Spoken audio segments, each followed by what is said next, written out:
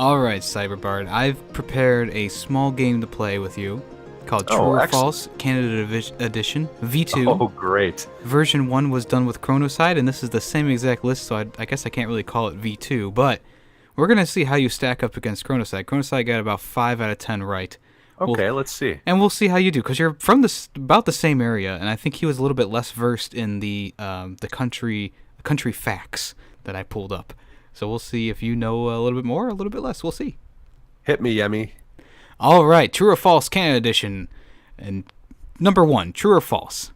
This is the easiest one. Canada is the second largest country in the world. True or false?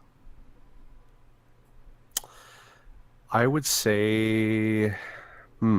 I'll be honest with you. Geography is not my forte. I will say true. And that is correct. Second only to Russia. That's what I figured. I figured if there's anything bigger, it's probably Russia. So good. All right, you got 1 for 1. Doing good. Next up, question number 2. True or false? Canada consumes more macaroni and cheese than any other nation.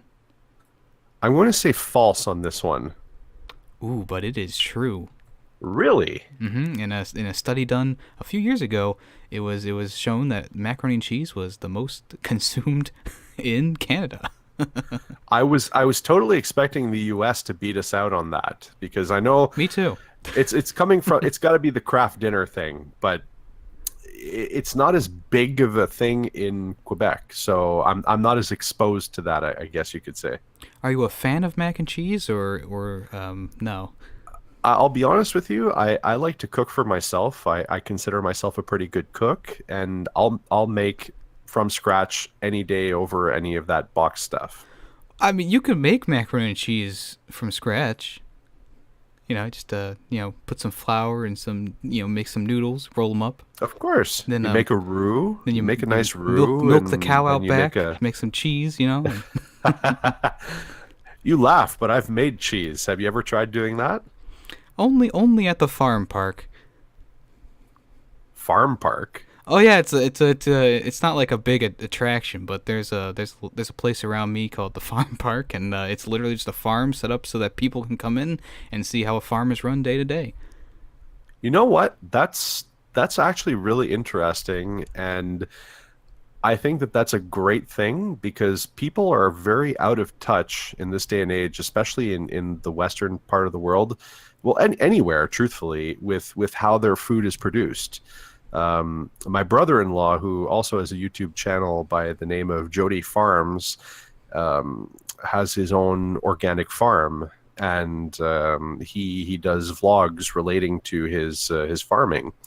And if you're interested in getting an idea of how farming goes and the steps involved with certain things, you should definitely check it out. Jody Farms. All right, I will do that. All right, are you ready for number 3? Hit me. After the attack on Pearl Harbor, Canada declared war after the United States. True or false? That would be false. That is false. Canada actually was first to declare war against Japan, which is quite astonishing to me, to be honest with you. Well, the U.S. was a little late to the party on that one. Just a little bit. All right. Canada gets the short end of the stick, to be honest with you, because everybody laughs about Canada saying, "Oh, Canada, those friendly Canadians." But historically, if you take a look at it, Canada has some of the most feared troops anywhere on the planet. They're very well trained, and I don't think that necessarily translates to modern times. But around that time, Canadian troops were scary. Yeah, I believe that they were the ones who invaded Juno Beach at during D-Day. So then Absolutely.